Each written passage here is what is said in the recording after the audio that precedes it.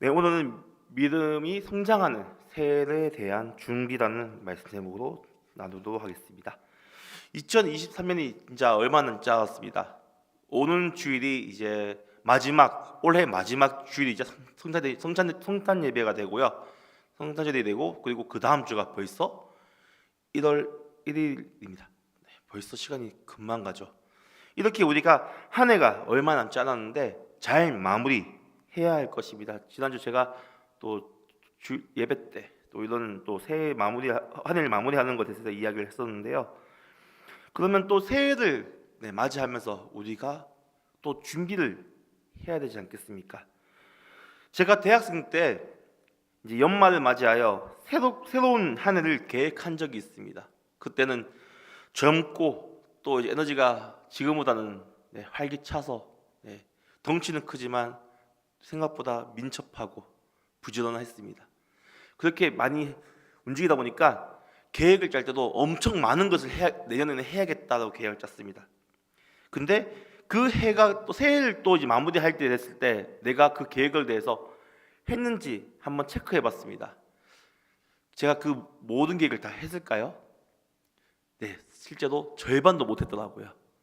근데 왜 못했나라고 한번 되돌아봤을 때 그 계획들이 어찌 보면 너무나도 무모한 계획이었습니다. 대학교를 다니고 있는데도 일주일에 책 2권은 완독하자 이랬고요. 그리고 성경 통독 10독을 넘게 하자 이렇게 또 계획을 짰었고, 또 새벽마다 만보를 걷자. 뭐 새벽에 만보를 걷는 건 엄청 힘들지 않습니까? 그걸 하자 이렇게 엄청 많은 것들 하려고 막 계획을 짰더라고요. 지금 그걸 되돌아보면 어찌 보면 무식해 보이기도 했지만 용감했던 것 같긴 합니다. 왜냐하면 사실 그걸 가지고 새해 초반에는 했습니다. 열심히 한 며칠 안 가더라고요. 몸도 지치고 마음도 지치고 피곤하고 매 순간순간이 지쳐있는 제 모습을 보면서 계속 놓치게 되고, 이제 하도 아침 새벽에 못 일어나는 모습을 보면서 난 너무나 약한 사람이라는 것을 깨닫게 되었던 것 같습니다. 이러한 신년의 계획, 어찌 보면 우리가 누구나 할 수 있는 것이고 또 우리의 생활에 대해서 계획을 준비할 수 있습니다. 하지만 우리는 이러한 우리의 생활, 우리의 육체에 대한 계획이 아니라 신앙에 대한 계획을 준비해야 됩니다. 올해 한 해 이러한 이제 시간이 다 지나가는 시간을 마무리하면서 새해에는 어떻게 우리가 신앙생활을 해야 될 것이냐, 믿음이 어떻게 해야 성장할 것이냐에 대해서 우리는 새해에 대해서 준비를 하고 계획을 짜야 할 것입니다. 오늘 말씀을 통해서 우리가 어떠한 믿음 생활을 해야 될지, 그리고 어떻게 해야지 우리가 이 새해에 믿음이 성장해야 할 것인지 우리 함께 말씀을 통해서 함께 보도록 하겠는데요. 첫 번째입니다. 우리를 지으신 하나님의 말씀을 들어야 합니다. 오늘 1절 말씀을 보면요, 한번 1절 한번 띄워주세요. 네, 야곱아 너를 창조하신 여호와께서 지금 말씀하시느니라. 이스라엘아 너를 지으신 이가 말씀하시느니라 라고 나와 있습니다. 하나님께서 우리에게 말씀하십니다. 지금도, 그리고 우리가 살아가는 모든 순간순간 주님께서 우리를 말씀하시죠. 무엇을 통해서죠? 성경 말씀을 통해서, 또 우리가 들었던 말씀을 통해서, 즉 지금 이 순간도 우리가 듣고 있는 말씀을 통해서 하나님께서는 우리에게 계속해서 말씀하고 계십니다. 그런데 우리는 이러한 말씀을 듣지 않고 있을 때가 많습니다. 특히 우리의 삶을 통해서 하나님께서 말씀하실 때 우리는 그것에 대해서 놓칠 때가 있어요. 왜냐하면 우리가 늘 믿음으로 예민하게 하루를 매일매일 살아가야 되지만 이 예민하지 못할 때가 있다는 것입니다. 왜냐하면 세상을 살아가다 보면 세상의 소리에 귀 기울이게 되고, 그리고 그것에 대해서 우리는 빠져들고 있을 때가 있습니다. 그렇기 때문에 우리 주님께서는 우리의 마음의 문을 계속해서 두드리고 계세요. 분명히 우리는 주님을 영접했습니다. 주님 문을 열어서 문을 두드리는 주님을 맞이했죠. 하지만 계속해서 그 문을 닫으려고 할 때가 있습니다. 그것이 바로 세상의 소리고 세상에 우리의 신앙을 방해하는 그러한 것이죠. 이 세상은 어찌 보면 주님 안에서 악한 사단이 역사하는 이러한 것이기도 합니다.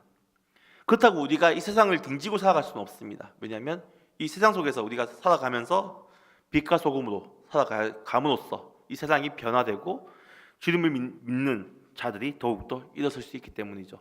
그렇기 때문에 우리는 세상 속으로 들어가서 믿음을 지키며 살아가야 할 것입니다. 하지만 우리의 귀가 닫히면 안 됩니다. 우리는 계속해서 우리를 되돌아보고 혹시 하나님의 말씀을 놓치고 있는 것이 있다면 우리는 그것에 대해서 매일매일 되돌아봐야 될 것입니다. 매 순간순간 하루를 돌아보면서 우리는 하나님께서 나에게 어떻게 역사하셨고 하나님께서 나에게 무슨 말씀을 하셨는지 되돌아봐야 보는 시간을 가져야 합니다. 이것이 사실 우리에게 너무나도 필요한데요. 사실 신앙생활을 하면 우리가 새벽 기도를 하지 않습니까? 새벽에 일어나서 기도하는 것 너무나 중요합니다. 하지만 때로는 저녁 기도도 필요할 때가 있습니다. 저녁에 시간을 정해서 기도하는 것 생각보다 이것이 더 힘듭니다. 새벽 기도보다. 새벽에는 사실 우리가 이제 일어나서 교회를 오면 돼요. 아니면 일어나자마자 바로 골방에 조용한 공간에 들어가서 기도할 수 있는 환경이 됩니다. 왜? 새벽은 조용하잖아요. 그렇죠? 집도 조용하고 모든 것이 조용합니다. 그렇기 때문에 주님을 만날 수 있는 충분한 환경이 될 수가 있어요. 하지만 저녁은 어떻습니까? 볼 것도 많고 할 것도 많습니다. 그리고 또 빨리 자야지 또 새벽에 일어나니까 또 아니면 빨리 자야지 그 다음날 회사 가고 뭐 일을 하고 아니면 청년들은 학교 가고 이러한 것들을 할 수 있으니까 밤에 시간 내기가 너무나도 힘든 경우가 많습니다. 근데 제가 추천하는 것은 이 저녁 시간에 뭐 이른 저녁도 괜찮습니다. 아니면 가족들이 퇴근하기 전에 아니면 혹시 직장에 일하시면서 이제 차를 가지고 이동하시는 성도님께서는 차에서도 주님을 부르실 수 있죠. 그럴 때 자신의 삶을 되돌아보는 이러한 기도가 필요합니다. 주님, 혹시 오늘 하루 제가 주님 앞에서 죄를 짓지 않았습니까? 용서하여 주시옵소서 하는 회개기도 해야 될 것이고 또 오늘 하루 우리를 지켜주시고 함께 하신 주님께 감사하는 기도도 해야 될 것입니다. 이러한 생활이 우리의 삶 속에서 계속해서 일어나야 되는 거죠. 그랬을 때 우리의 신앙이 어떻죠? 굳건해지고 하나님의 말씀을 계속해서 들을 수 있는 것입니다. 늘 깨어있기를 소망하십시오. 정말 이 깨어있는 게 참 너무나도 힘듭니다. 영적으로 민감하기가 너무나도 힘든 시대에 살고 있습니다. 왜? 세상은 갈수록 악해지기 때문이죠. 그리고 주님이 다시 오실 날이 하나님의 나라가 도래할 것이 얼마 남지 않았다는 것이죠. 그것을 우리는 민감하게 예민하게 생각하면서 우리 가운데 혹시라도 우리의 믿음을 방해하는 것들이 있으면 주님께 기도하십시오. 주님, 이것들이 있습니다. 주님, 이것으로부터 우리를 건져 주시옵소서 하고 기도하고 끝까지 주님을 붙잡아야 될 것입니다. 그리고 주님의 말씀을 들어야 될 것입니다. 주님의 말씀을 늘 귀 기울이는 우리 성도님들 되시길 간절히 바라겠습니다. 두 번째입니다. 하나님께서 우리를 부르셨음을 기억해야 합니다. 이것도 1절인데 한번 다시 한번 띄워주세요. 1절을. 너는 두려워하지 말라. 내가 너를 구속하였고 내가 너를 지명하여 불렀나니 라고 말하고 있습니다. 이것은 하나님께서 이 야곱에게 말하고 있긴 하지만 또 무엇보다 우리에게 말씀하고 있습니다. 우리는 하나님이 우리를 다가올 때 두려워해서는 안 됩니다. 사실 우리에게 죄가 있다면 제가 오타가 있었네요. TBT에 박해일 목사입니다. 죄송합니다. 우리가 믿음이 있고 또 우리가 혹시 죄를 지었다면 주님이 두려울 수밖에 없습니다. 왜냐하면 죄인은 주님 앞에 고개를 숙일 수밖에 없죠. 그리고 또 우리가 살아가면서 주님을 두려워하게 되는 것은 우리에게 죄가 있기 때문입니다. 그렇기 때문에 우리를 두렵지 않기 위해서는 뭘 해야 되죠? 바로 빨리 회개를 해야겠죠. 우리 가운데 회개를 하면서 주님께 나갈 때 주님께서는 우리를 구속하셨고 하시고 또 무엇보다 우리를 지명하여 부릅니다. 저의 이름을 딱 정해서 부르시기도 하시고 우리의 각자 성도님들의 이름을 부르시면서 부르시죠. 이 또 우리가 기억해야 되는 것은 우리 하나님께서는 우리를 지금만 부르시는 것이 아니라 아주 먼 과거부터 우리를 부르셨다는 것입니다. 에베소서 1장 4절에 이렇게 나옵니다. 에베소서 1장 4절 한번 띄워주세요. 네, 감사합니다. 곧 창세전에 그리스도 안에서 우리를 택하사 우리도 사랑 안에서 그 앞에 거룩하고 흠이 없게 하시려고 라고 사도 바울은 말하고 있습니다. 언제부터죠? 창세전이라고 되어 있죠. 우리 하나님께서는 우리를 창조하시기 전부터, 이 세상을 창조하시기 전부터 우리를 택하시고 부르셨습니다. 여기에 대한 우리는 늘 자랑할 수 있는, 그리고 우리에게 있어서 뿌듯한 마음을 가져야 합니다. 이것이 너무나 우리에게 큰 은혜인데요, 하나님의 예정은 끝이 없습니다. 그렇기에 우리는 하나님께서 우리를 부르셨다는 것을 늘 기억해야 하고, 이 부르심에 대해서 자랑스러워해야 됩니다. 나는 하나님의 부르심을 받은 하나님의 자녀이다 라는 것을 고백해야 되죠. 사실 우리가 계속해서 새벽기도 때 갈라디아서를 봤었는데요, 이 갈라디아서 가운데 우리가 하나님의 유업을 받은 자라는 것을 계속 얘기하고 있습니다. 그리고 하나님의 자녀된 것을 이야기하고 있고, 또 무엇보다 우리가 하나님부터 택함을 받아 주님의 자녀가 되었다는 것을 계속해서 말하고 있는데요, 늘 우리는 살아가면서 기억해야 됩니다. 나는 하나님로부터 부름을 받은 주님의 자녀인 것을 되돌아보고 또 되돌아봐야 될 것입니다. 어린 아이가 정말 어머니 아버지를 사실 어려서 얼굴을 잘 모르지만 엄마 아빠는 알지 않습니까? 그리고 엄마 아빠는 언제나 늘 이 자녀를 부릅니다. 사랑하는 마음으로 부르죠. 어딜 가든 누구야 하면서 막 부르지 않습니까? 이러한 부르심 우리는 들어야 할 것이고, 매 순간순간 하나님께서 말씀하신 것과 동시에 우리를 부르시고 계신 것을 기억하며 우리는 늘 살아야 할 것입니다. 세 번째입니다. 우리는 하나님의 것임을 늘 인지해야 됩니다. 1절의 마지막에 보면 너는 내 것이다 라고 고백하고 있습니다. 하나님께서는 우리에게 이렇게 말씀하십니다. 너는 내 것이야. 너무나 뿌듯하지 않습니까? 우리는 하나님의 소유입니다. 소유 안에 있습니다. 사실 이렇게 이제 내 것이란 말이 저는 언제 많이 떠오르냐면, 어린아이가 이제 자신의 물건을 이제 가지고 놀고 있습니다.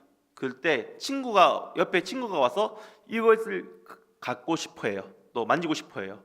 그러면 이 아이가 어떻게 얘기합니까? 내 거야 라고 얘기하죠.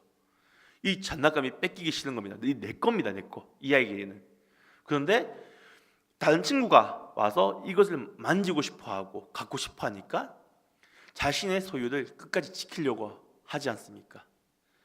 그리고 반지의 제왕이라는 영화가 있습니다. 혹시 보셨던 분들이 있는지 모르겠지만 거기 보면 골룸이라는 캐릭터가 있어요. 이 골룸이라는 캐릭터는 그냥 호빗족 중에 한 종족이었지만, 반지라는 이런 이제 어떻게 보면 악한 엄청난 힘을 가진 이 반지에 빠지면서 유혹되면서 몸이 다 이상해지고 괴물이 됩니다. 그랬을 때 이 골룸은 이 반지를 가지고 이것은 내 거야라고 소유를 가지죠. 그래서 그것 때문에 엄청 싸우고 막 그렇게 난리가 납니다. 그래서 사람도 죽이고 이러한 이제 모습이 하면서 내 거라는 것을 엄청 강조하죠. 특히 이제 또 한번 생각해 보면, 어린아이가 이제 마트를 갑니다. 이 마트를 가서 부모님과 마트를 갔는데 우연찮게 어린이 코너, 장난감 코너를 지나가요. 그러면 이 아이는 자연스럽게 장난감을 보겠죠. 그러면서 부모님이 안 보는 사이에 하나를 들고 이제 가서 이미 이 친구에는 이건 이미 내 겁니다. 장난감은 이미 들고 가서 부모님이 끌고 있는 카트에 넣습니다. 근데 이 카트에 넣자마자 부모님은 어떻게 할까요? 지금 당장 살 수가 없고 안 낸다면서 아이를 설득하죠. 그리고 그 장난감을 가지고 다시 원래 자리로 놓는 순간 아이는 어떻게 할까요? 웁니다. 내 거라고, 갖고 싶다고 막 징징 막 울고 되죠. 그러면 결국 부모님은 어떻게 할까요? 끝까지 안 사주는 부분도 계십니다. 하지만 결국은 자녀에게 지죠. 장난감을 들어서 이제 카트에 넣습니다. 그러면 그 아이는 너무나도 행복한 표정으로 내 거라는 것을 또 기뻐하죠. 이렇게 자신의 소유가 있는 것은 너무나도 소중한 것이기 때문에 그것을 내 거라고 부를 수 있는 것입니다. 우리 하나님께서는 우리를 너는 내 것이라고 얘기를 하죠. 정말 우리는 주님의 것입니다. 믿으십니까? 주님께서 우리를 넌 내 것이야 라고 부르셨습니다. 그랬을 때 우리의 반응은 어떻습니까? 주님 감사합니다. 난 감사의 기도를 해야겠죠. 감사를 표현합니다. 주님을 찬양해야 됩니다. 우리를 지으셨고 우리를 부르셨고 우리를 내 것이라 부르시는 주님께서 우리는 감사하고 또 감사해야 될 것입니다. 네 번째입니다. 하나님께서 함께 하시면 우리는 잊어서는 안 됩니다. 2절 말씀인데요. 우리 함께 2절을 함께 읽어보겠습니다. 2절입니다. 시작. 내가 물 가운데로 지나갈 때 내가 너와 함께 할 것이라. 강을 건널 때 물이 너를 침몰하지 못할 것이며 내가 불 가운데로 지나갈 때 타지도 아니할 것이요 불꽃이 서로 사르지도 못하리니. 아멘. 여기서 보시면 너무나도 대단하지 않습니까? 내가 너와 함께 할 것이다 라고 이야기하고 있습니다. 물을 지날 때 물을 건널 때 물이 너를 침몰하지 못하고 내가 불을 지나도 불에 타지 못한다. 엄청 대단한 어떤 강한 상황에서도 우리와 늘 함께 하신다는 것, 우리를 보호하시고 인도하신다는 것을 하나님께서 말씀하고 계십니다. 사실 우리가 이것을 잘 봤죠. 노아가 그 많은 비 가운데서도 노아의 가족만 주님께서 구하셨습니다. 그리고 그 노아의 자손을 통해서 믿음의 자손이 계속 태어나죠. 네, 그것도 주님의 은혜입니다. 모세가 그동안 이스라엘 백성들을 끌고 나가서 갈 때 자기를 안고 있는 홍해를 가르신 분도 하나님이시죠. 하나님이 늘 모세와 함께했습니다. 이렇게 하나님께서는 우리가 늘 주님을 믿는 자들과 늘 함께 하셨습니다. 지금 이 시간도 우리와 늘 함께 합니다. 그런데 우리는 살아가다 보면 하나님이 분명히 우리와 함께 하시는데도 늘 매 순간순간 함께 하시는데도 불구하고 이때는 있고 이때는 없다라고 기준 지어버릴 때가 많습니다. 주님께서 분명히 우리와 매 순간순간 주님이 계신 곳은 우리가 정할 수가 없어요. 모든 곳에 주님이 계시죠. 또 성령님이 우리와 늘 함께 하시지 않습니까? 이러한 우리는 그것을 아는데도 불구하고 우리가 일할 때, 운전할 때, 밥 먹을 때, 잘 때, 화장실 가서 화장실 볼일을 볼 때 모든 순간 함께하고 계신데 그것을 놓칠 때가 많습니다. 이때는 괜찮겠지. 이렇게 얘기하진 않겠지만 우리가 자연스럽게 놓치게 돼요. 주님이 우리가 늘 함께 하시고 우리를 보고 계시는데 좀 무섭지 않습니까? 늘 하나님께서 보고 계신다는 것에 그만큼 우리는 우리 삶의 부분에 죄가 없도록 노력해야 한다는 것입니다. 주님께서 보고 계시죠. 그리고 주님께서 알고 계시는 것입니다. 그렇게 우리는 더욱더 주님께 나아가야 되고 혹시라도 죄를 지었다면 빨리 회개를 해야 한다는 것이죠. 그것을 우리는 기억해야 됩니다. 주님을 우리의 기준에 가두지 마십시오. 이제 바닷가 가서 이제 바가지를 갖고 물 퍼면 바가지 모양이 되고 이제 컵을 두고 가면 컵 모양이 되고 이러한 물이 막 가져지니까 하나님도 이렇다 생각하면 안 됩니다. 하나님은 모든 환경에 계시고 모든 곳에 있기 때문에 하나님을 우리는 가둘 수가 없습니다. 우리의 생각과 우리의 모든 가치를 주님께 내어놓고 모든 곳에 계신 무한하신 하나님을 우리는 찬양해야 되고 하나님을 바라봐야 될 것입니다. 믿으십니까? 마지막입니다. 하나님께서는 우리의 구원자이심을 우리는 믿어야 됩니다. 3절입니다. 우리 3절 함께 읽겠습니다. 대저 나는 여호와 내 하나님이요 이스라엘의 거룩한 이요 내 구원자입니다. 내가 애굽을 너의 속량물로 구스와 스바를 너를 대신하여 주었노라. 아멘. 하나님께서는 한 번 더 이 듣는 이 청자에게 말하고 있습니다. 나는 여호와 내 하나님이다. 그리고 이스라엘 거룩한 이요 내 구원자입니다. 라고 하나님께서는 말씀하고 계십니다. 왜 이렇게 하나님께서는 왜 자신의 이름을 한 번 더 말하고 있을까요? 그 이유는 우리가 인간이기 때문에 하나님, 이 말씀하는 이가 하나님인지 인지 못할 때가 있다는 것입니다. 우리가 살아가다 보면 분명히 하나님은 모든 환경에서 우리에게 말씀하실 때가 있습니다. 때로는 친구를 통해서, 때로는 가족을 통해서, 또 때로는 이렇게 말씀을 통해서 하나님께서 말씀하시고, 또 성경을 말씀 통해서 우리에게 말씀하고 계실 때가 있습니다. 그런데 그때 우리가 놓칠 때가 있어요.